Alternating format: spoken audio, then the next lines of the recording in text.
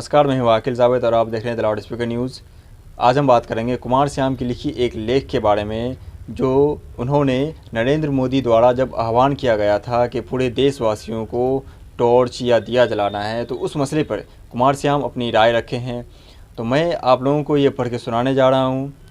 कुमार श्याम एक यूट्यूबर हैं और सोशल मीडिया के माध्यम से देश की राजनीति और बाकी महत्वपूर्ण मसले पर अपनी राय देते हैं। तो शुरू करने से पहले मैं आप लोगों से कहना चाहूँगा कि मुझे आप लोगों की सपोर्ट की बहुत ज़्यादा ज़रूरत है। तो चैनल को सब्सक्राइब ज़रूर कर लीजिएगा और फेसबुक पे देख रहे हैं तो पेज को ज़रूर लाइक कीजिएगा। भूख और बेबसी पर अट्ठास। कोई दिया जलाए न जलाए यह महत्वपूर्ण नहीं है, महत्वपूर्ण है कि देश का नेतृत्व करने वाले प्रधान की मंशा क्या है, उनके भीतर क्या घटित हो रहा है।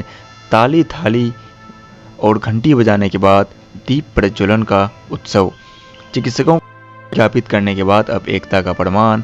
आखिर इन चीज़ों का फिलहाल कोई मूल्य है? डॉक्टरों को घर से निकाला गया, उन्होंने हार कर गृहमंत्री को खत लिखा, उन्हें दौड़ाकर पीटा गया, उन्होंने अनेक बार सरकार से दरख्वास्त की कि हमें सुरक्षा इंतजाम चाहिए, फिर भी वो अपनी जान को जोखिम में डालकर मरीजों का इलाज करते रहे। और अभी सरकार 90 टन के करीब चिकित्सा सुरक्षा के उपकरण साइबेरिया को बेच दिए, किंतु इन बिंदुओं पर प्रधान सेवक एक बार भी न बोले।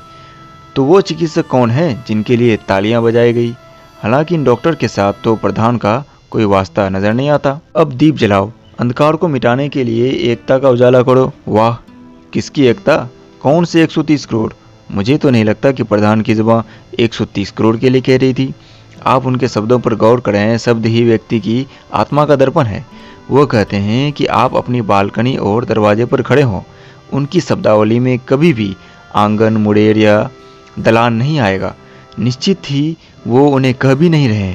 उनकी दृष्टि में केवल मिडिल क्लास समुदाय है जो इन दिनों में बेहद बोर हो चुका है।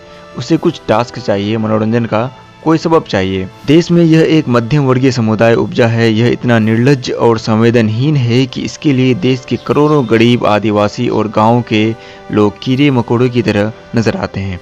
उन गरीबों की मुश्किलें इन लोगों के लिए आउट ऑफ सिलेबस हैं। उनकी भूख प्यास से इनका कोई संबंध नहीं है। अपने एयर कंडीशन कमरे में बैठकर राक्षसों की तरह अट्टहास करते हैं, गरीबी पर प्रसहन के आयोजन करते हैं और प्रधान इनकी अयास भूख को तृप्त करने के लिए किसी भी हद तक जा सकते हैं। वो राष्ट्र को संबोधित करेंगे, किंतु उनका लक्ष्य सिर्फ वो ही लोग होंगे। दिल्ली से बिहार की ओर लौट रहे अनेक गरीबों और मजदूरों ने राह में चलते चलते अपनी भूख और प्यास से दम तोड़ दिया। नन्हे बच्चे नंगे पांव अपनी डगर लौटने को बेताब दिखे। उनकी आंखों में पलायन का दर्द और भूख की चिंता थी। आज भी देश के करोड़ों लोग ऐसे हैं जिनका चूल्हा दिन की रोटी कमाकर ही चलता है। उनके पास न तो कोई बैंक बैलेंस है और न ही गुजारा करने का कोई दूसरा जरिया।